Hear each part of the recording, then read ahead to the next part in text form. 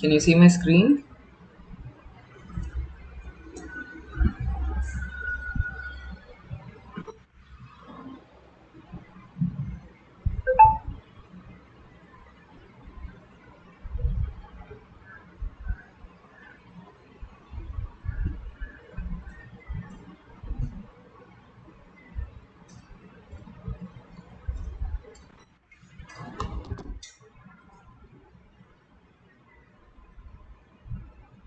Okay, looks like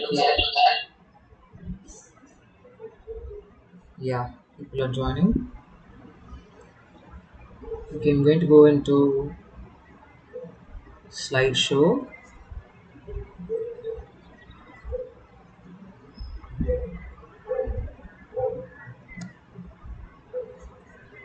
Okay, welcome you all to the eighth week of live interaction session for the course Principles of Downstream Techniques in Bioprocess. So this week we are going to look into membranes in detail. We'll start with the questions. As usual, use the chat box. Some of the questions may be repetitions of your non-graded assignment this year, but we are also having some extra questions in the end. So feel free to drop in the answers. Let me see if you will send in options, at least if it's a repeat question. Of course, it's in the non-graded part.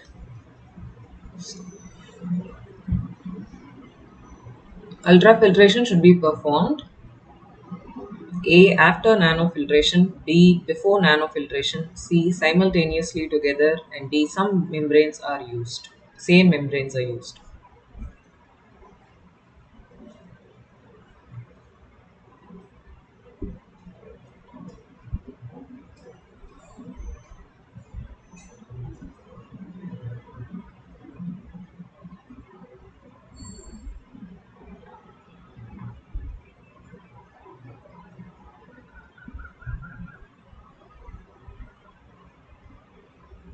Okay, others?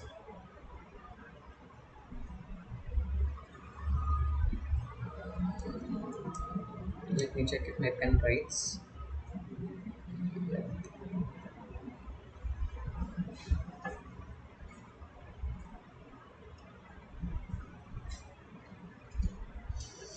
All right. So you have micro, microfiltration,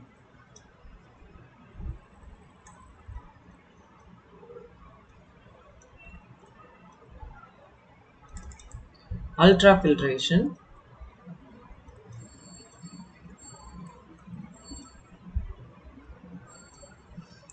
nanofiltration. Thank you, Urja. So what is the difference between these three processes?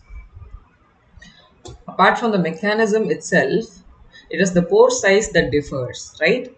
Microfiltration is going to have a bigger pore size than, say, ultrafiltration might have a smaller pore size. I mean, this is just a visual representation, and nanofiltration is going to have an even smaller pore size, right? So whenever you're trying to filter something, that's okay, Shriram. I knew you would have made some silly error. So you have to go through the bigger sieves and then to the finer sieves, right? So if you are going to have a series of filtration, if you have already gone through the nano filtration process, there is no point in having a micro or ultra here, right? If this is nano, there is no use for micro or ultra filtration after nano filtration, and this membrane is also going to get heavily fouled, right? So if ultra filtration has to be performed, it has to be before and not after. So A is not there, C is absurd, and D we know for a fact that same membranes are not used. So the correct answer is B. Thank you both. I expect similar participation throughout. Right, so question 2, membrane filtration is carried out at a rate of 1 into 10 power minus 3 centimeters per second. The solution concentration is 0.4 weight percentage. And the diffusion coefficient of the solute is 5 into 10 power minus 7 centimeter square per second. And the boundary layer is 200 into 10 power minus 6 centimeters thick. What will be the concentration at the surface of the membrane in the upstream side due to concentration polarization? So take a minute, get your calculators.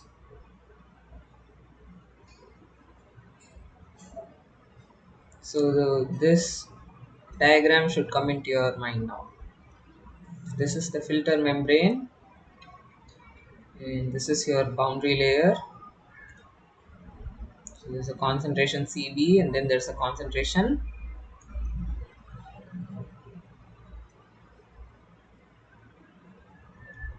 right? This is your Cs, this is your C bulk, and this is towards the uh, C or the filter membrane here.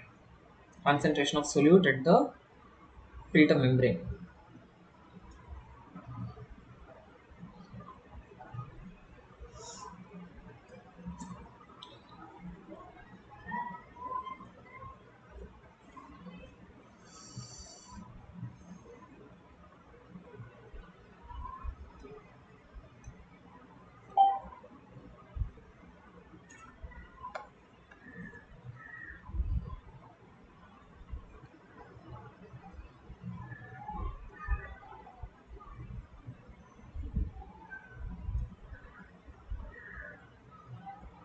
Any answers?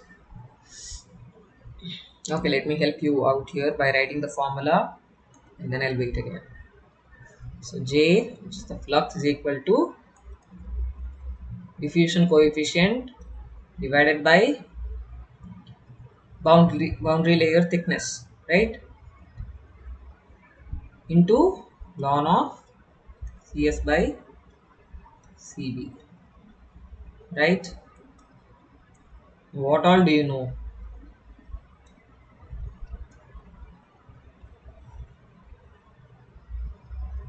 Membrane filtration is carried out at a rate of, so what is that? Your J, right? Flux 1 into 10 power minus 3 centimeters per second. The solution concentration, so what does that mean? Bulk, right? Cb is equal to zero point 0.4 weight percentage. Diffusion coefficient of the solution, capital D, is equal to 5 into 10 power minus 7 centimeter square per second, right? It's always area by time. And your small d, boundary layer thickness, is 200 into 10 power minus 6 centimeters. Now substitute all these into this equation and tell me the answer.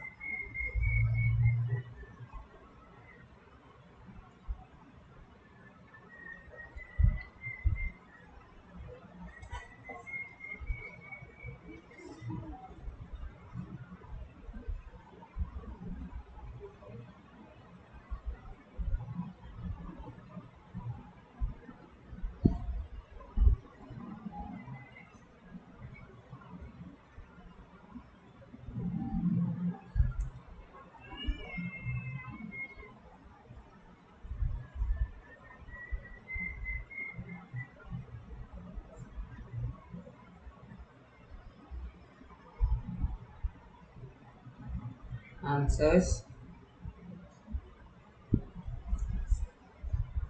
Okay, let me solve with you. If you are finished before me, I want you to post the answer, okay? Whether it's right or wrong doesn't matter. So J is equal to, I'm going to substitute everything. So substituting. Is somebody joining? Why am I getting some notifications?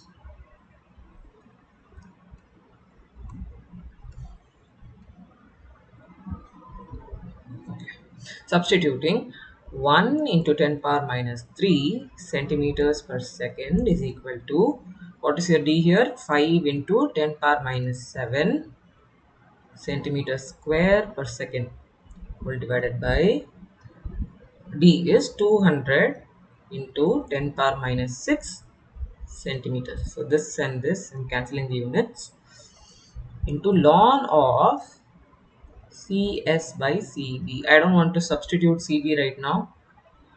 Let's just have it as ln of CS by CB because it's easier for me to write. Okay, so ln of CS by CB is equal to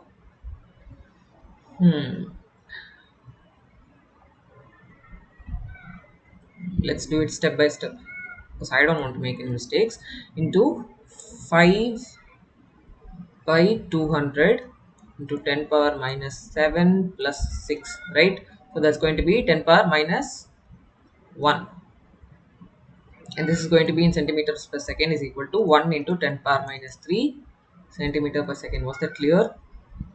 You want me to, let's have LHS and the LHS only. 1 into 10 power minus 3 centimeters per second is equal to, let me do 5 by 200 is equal to 2.5 into 10 power minus 3, and then you have 10 power minus 7 plus 6, right? 2.5 into 10 power minus 2, right? Let me just write this as 0.025 into 10 power minus 7 plus 6 centimeters per second. So I can cancel these units off and I still have ln CS by CD. Correct? So this will give you another minus 1. So when you divide this here, ln CS by CB is equal to 1 into 10 power minus 3 divided by 0.0025, right? And divided by answer is into 10 power minus 3 would be zero point 0.4, right? Which proves CS by CB is equal to e power zero point 0.4, right? I am taking both to the power of e. So e power 0.4 is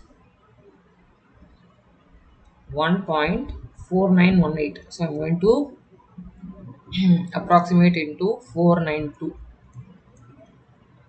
which gives CS is equal to CB into 1.492. And what is CB? Point, sorry, point, oops, 0.4 into 1.492 weight percent is equal to 1.49. 0.5968. I'm going to approximate that into 0.597 8%. Cool.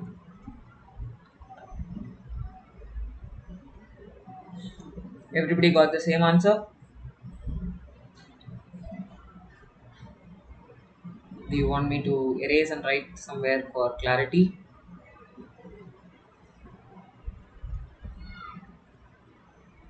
Okay, we got the answer as 0.597 8%. Right? Okay, question 3. Let me know in case you want a repetition or anything. Concentration polarization is derived using, I mean, that was a very simple substitution problem only. Question 3 is even simpler. We just wrote the formula there. So it's all to do with diffusivity, flux and things. So which law has or which law is used to derive concentration polarization formula?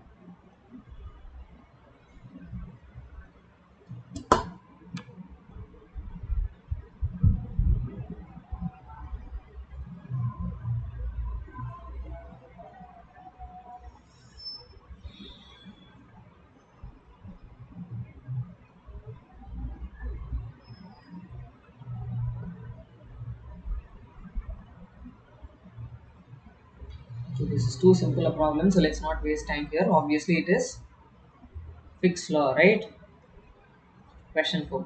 In ultrafiltration, if the retention coefficient is 1, an initial retentate volume and the concentration of solute in the retentate are 100 liters and zero point 0.2 gram per liter, what should be the retentate volume to achieve a concentration of solute in the retentate is equal to 0.25 gram per liter?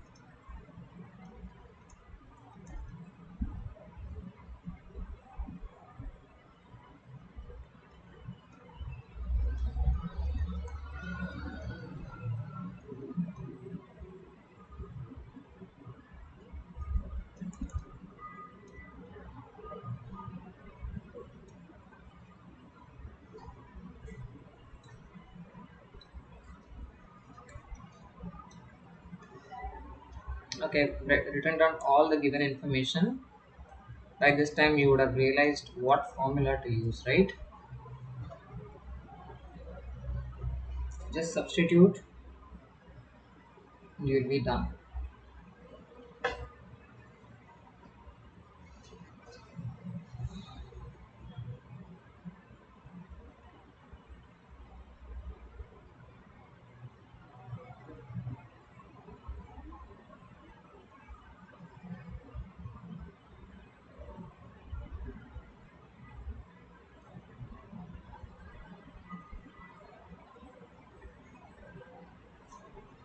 Guys, okay, CF by CI is equal to VI power R divided by VF. At least now. And what do you need to find? It's VF.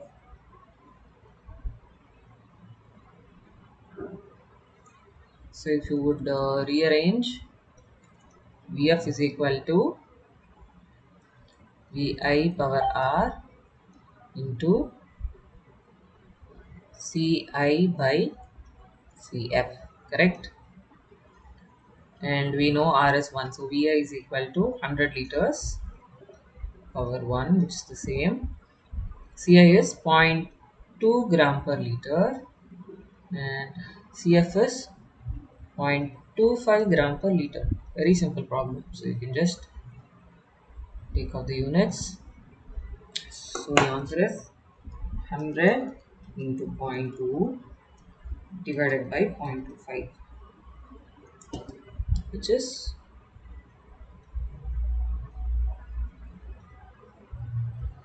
80 liters. So VF is equal to 80 liters. Right?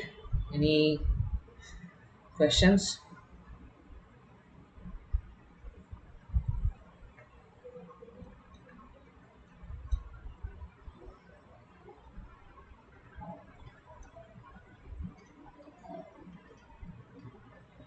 Okay, moving on to the next question. Two enzymes A and B to be separated by gel electrophoresis, and they have mobility of -3 into 10 power minus 5 centimeter square per volt second and -1 into 10 power minus 5 centimeter square per volt second respectively. How long will it take to separate them by a distance of 1.5 centimeters if the electric field applied is 2.5 volts per centimeter? So the mobility rates are given, and look into the units here. So this is your hint, per volt second, and you know what electric field is also applied.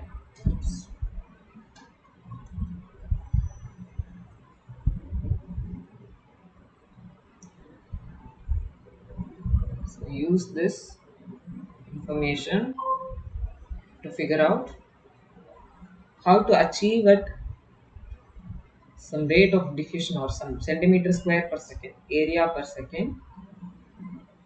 And then you will be able to figure out what to do next.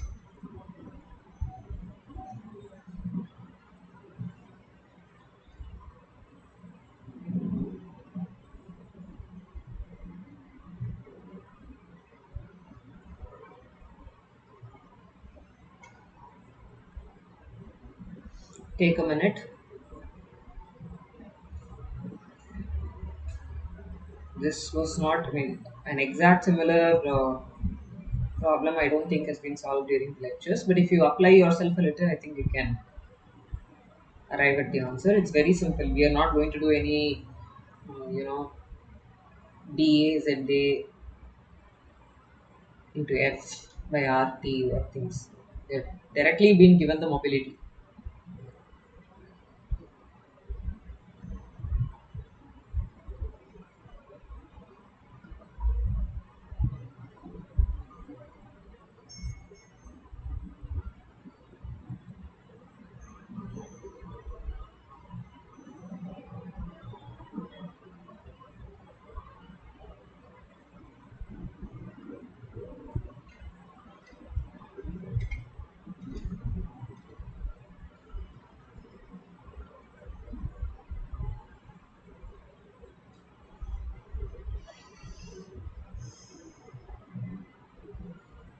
Okay, let me help you out a little here.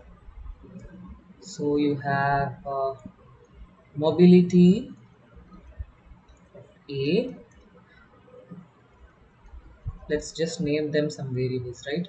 So let's call this mob A equal to minus 3 into 10 power minus 5 centimeter square per volt seconds. Let's just use volt second, right? And mob B is equal to minus 1 into 10 power minus 5 centimeter square per volt second. Now what would happen if I multiply these both with the applied electric field, right? So mobility of A now becomes, if I take this and multiply with minus 3 into 10 power minus 5 centimeter square per volt second into 2.5 volt per centimeter. So we can cancel these, right? So I'm getting more like a velocity of A, right? VA is equal to 3 into 2.5 would be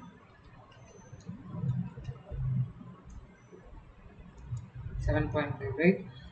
Minus 7.5 into 10 power minus 5 centimeters per second.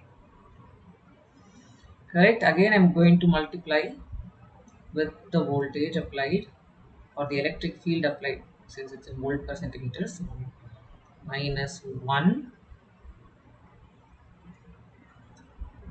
into 10 power minus 5 centimeter square by volt second into 2.5 volts per centimeter.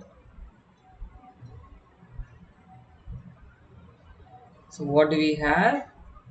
VB is equal to minus 2.5 into 10 power minus 5 centimeters per second.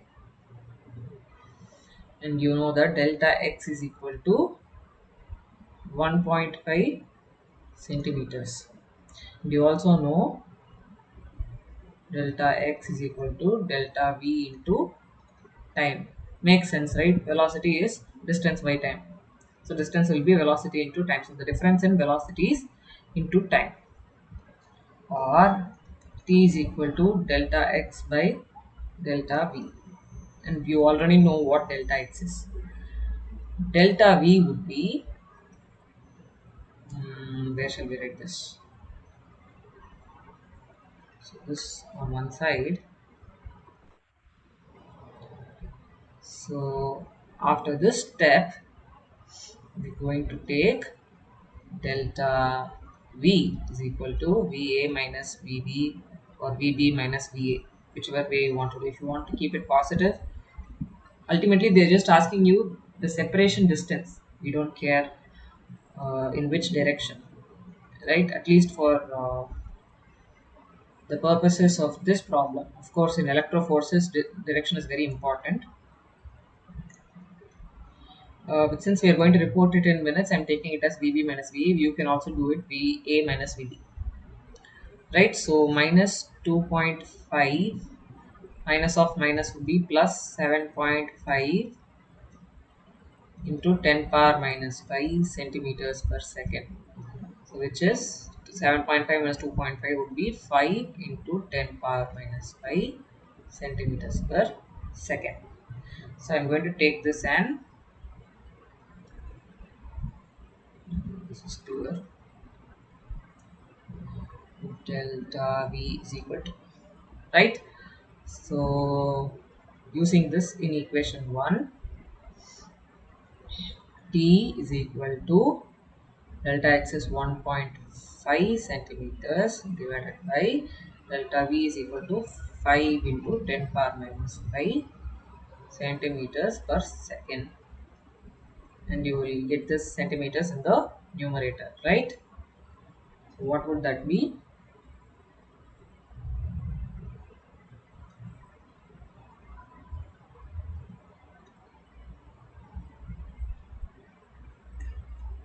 I'm just waiting for you to give the answer.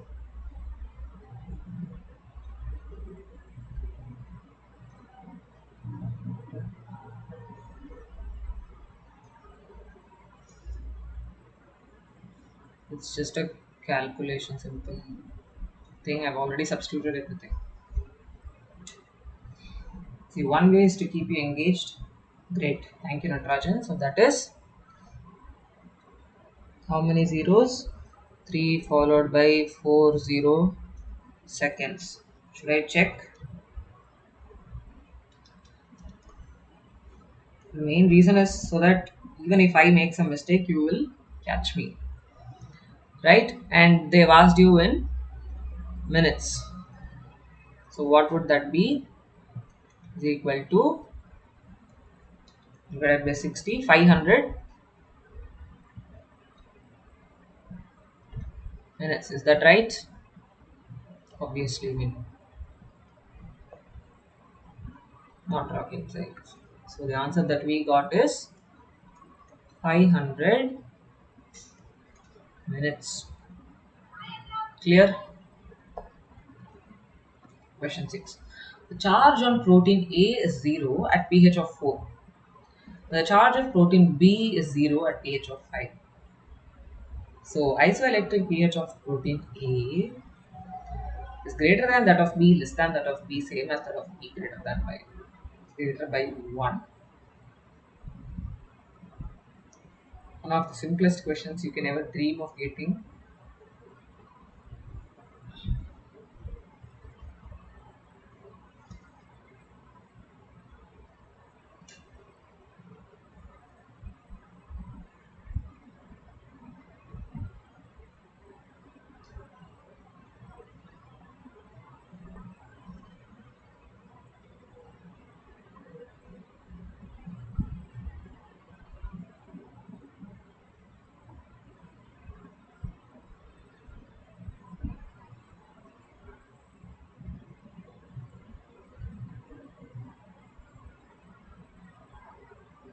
So what is an isoelectric point? point in the scale of pH where the species is neither positively charged nor negatively charged. So the net charge of a species, if it is zero, so let us say a particular compound has a pH of 6. Okay, let's say it's a protein. Okay, so it has certain charge which uh, I mean it loses its, how do we say this? Okay, let's just say a particular thing, or a species, chemical species has its isoelectric pointer at 6, which means at pH 6 it is neither positively charged nor negatively charged. So the net charge is 0.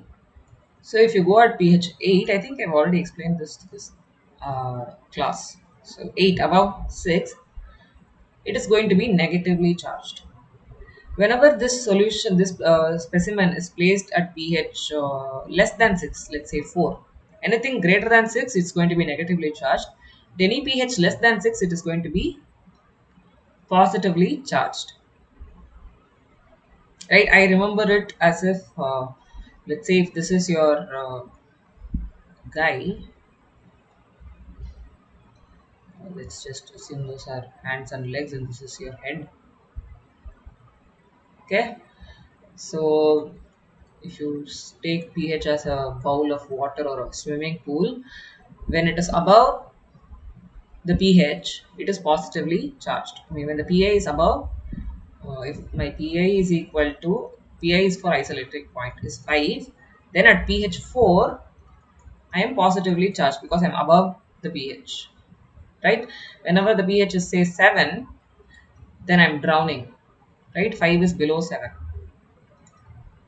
So I will be negatively charged. I hope if you're able to understand this, fine. Otherwise, you can just ignore. It's just a mental representation or visualization of how to remember. So when the pH is above the PI, that species is going to be negatively charged. Correct? So whenever the solution's ionic strength or ionic composition is equivalent to the charge of the species also, it attains neutral charge or zero charge. That's when it's called an isoelectric point. So in the question here, the charge on protein A is 0 inherently means that Pi of A is equal to 4. And protein B is 0 at a pH of 5 means Pi, or the isoelectric point of B, is 5. So the isoelectric point of A is greater than B. Is 4 greater than B? No. Is less than B. Is 4 less than 5? True. Is same as that of B. Is that true? False. Is greater by 1. If they had told this for B, it's true because 4 is less than 5 by 1, right? So this option is also wrong. So your only correct answer is B. It's a very simple question. The answer is right there in the question. You just have to recognize that the charge on protein A is 0 at a particular pH. Just means that it is at its isoelectric point. Is that clear? Okay, question 7. In ultrafiltration, the retention coefficient is 1. And the initial retentate volume, oh, this is the same problem as the previous one. So R is again 1. Just substitute quickly and tell me the answer. And the concentration of solute in the retentate are 80 liters and 0.11 gram per liter. What should be the retentate volume to achieve a concentration of solute in the retentate as 0.2 gram per liter? I mean, same problem, different values. That's it, right? Ci is equal to 80 liters. Cf is equal to, oops, that is Vi, right? Vi is equal to 80 liters. Vf is equal to what? Cf is equal to 0.2 gram per liter. Ci is equal to 0.11 gram per liter. Just substitute in the equation and tell me the answer.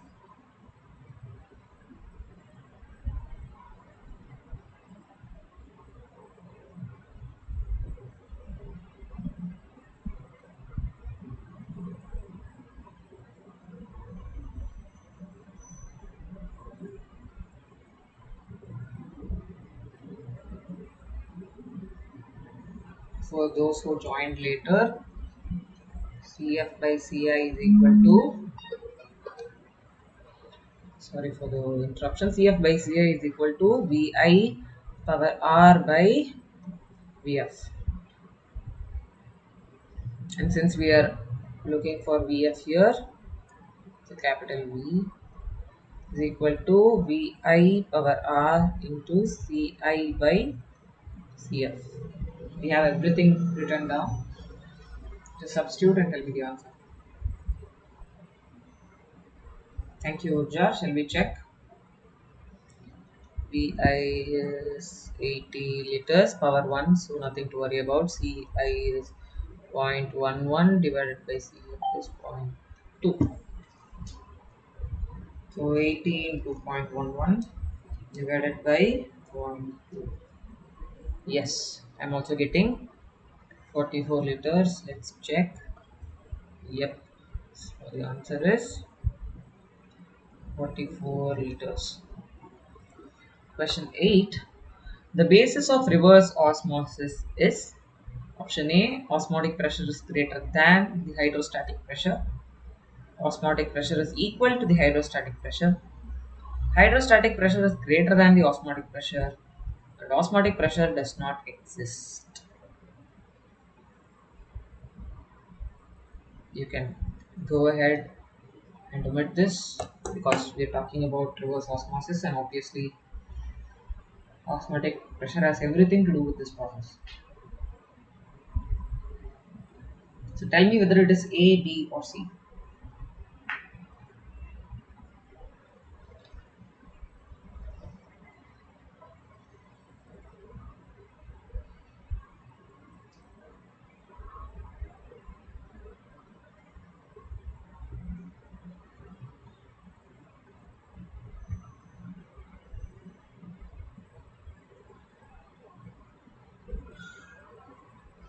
Very good, Osha.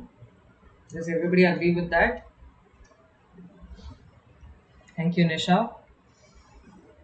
Osmotic pressure is greater than hydrostatic pressure. Really, then we are not doing any reverse osmosis at all, right? So when you have two solutions separated by semi-permeable membrane, and if you have the brine here or whichever solution of higher concentration and you have water on the other side, we are trying to extract as much as water from a concentrated or impure or dirty water here, saline water here, right? If osmotic pressure is equal or greater than the hydrostatic pressure, obviously water will move towards this side, and if it is equal, it's not going to move. I mean, the net movement is going to be zero. You're just going to maintain both at the same level. Only when the hydrostatic pressure applied here is much more than the osmotic pressure, any amount of reverse osmosis is going to take place. Otherwise, if it was up to osmosis, water is going to go from this chamber to that chamber, right? So the hydrostatic pressure is greater than hydrostatic pressure. Here is the applied pressure, extra pressure. It's hydrostatic. That's it. Okay, question 9. Select the incorrect statement about reverse osmosis from the following options. It is simple and reliable process. It is relatively energy efficient. It operates at a comparatively high temperature, and the life of an SPM is about 2 years and it can be easily replaced within a few minutes. I mean, I believe we have all seen RO systems at our homes or workplace, college, somewhere. Most of the households have RO water purifier, right? So you can immediately find out which is the wrong option here. Thank you, Urja. Of course, it's a simple in terms that you have to apply pressure and everything, but yeah, reliable process. We use it on an everyday basis, and it is relatively energy efficient. True, it operates at a comparatively high pressure, no high temperature, which is wrong. And we all use it at room temperature in our kitchens and other places, right? So this is wrong. And the life of an SPM is about 2 years. Yes, we all have heard that membrane has gone wrong or the candle has to be replaced and sorts, right? So this is also true. The only option which is incorrect is option C, and because of the high temperature. Last question. Pervaporation method involves removal of ions, production of potable water, purification of aqueous streams, and separation and concentration of liquid mixture.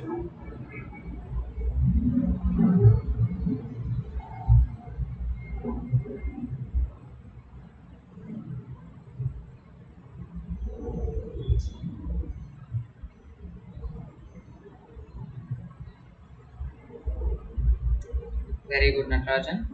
Others? Good, Nisha. Obviously, for production of potable water, you are going to go with RO or multiple filtration units, right?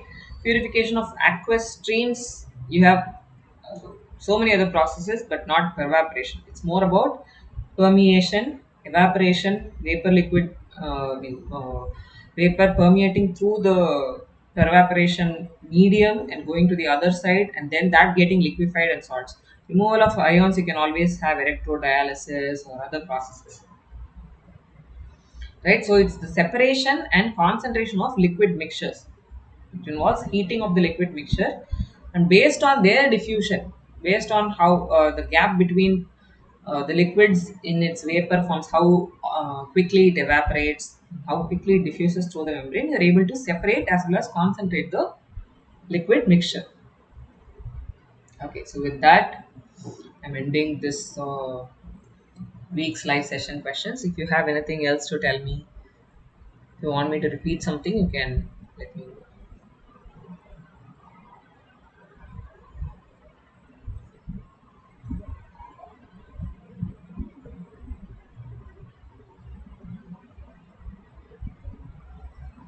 Anything else? Thank you. Today, I think all of you participated much better than the previous weeks. That's a relief.